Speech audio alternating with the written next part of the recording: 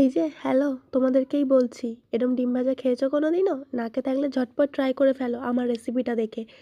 এই ডিম ভাজার জন্য আমাদের সামান্য কটা উপকরণ লাগবে, সেটা হচ্ছে পালং শাক, ভুট্টার দানা, ডিম, পেঁয়াজ, টমেটো ও কাঁচা লঙ্কা।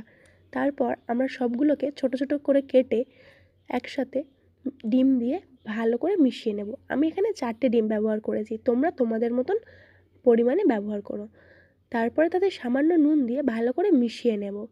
মিশিয়ে নিয়ে কড়াইয়ে আমি সাদা তেল দিয়েছি, তেল গরম হয়ে গেলে তাতে আমি ডিমটা দিয়ে দিলাম। তোমরা সাদা তেলের বদলে সর্ষের তেলও ইউজ করতে পারো, কোনো অসুবিধা নেই। এই ডিম ভাজাটা রুটির সাথে ট্রাই করতে পারো, ভীষণই ভালো লাগে। আমার কিন্তু খুব ফেভারিট, এটা আমি রুটির সাথেই ট্রাই করি। কেউ কেউ চাইলে তোমাদের ডায়েট চার্টেও রাখতে পারো, কোনো অসুবিধা নেই। রুটি, পরোটা সব কিছু দিয়েই ডিম ভাজাটা ভালো যায়, নর্মালও খেতে পারো।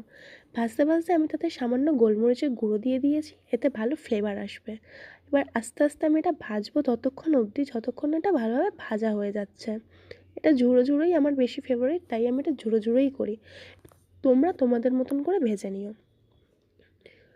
তারপর আমি এটা রুটির সাথে সার্ভ করলাম। তোমরা অবশ্যই এটা বাড়িতে ট্রাই করো এই রেসিপিটা, আর আমাকে কমেন্টে জানিও কেমন লেগেছে।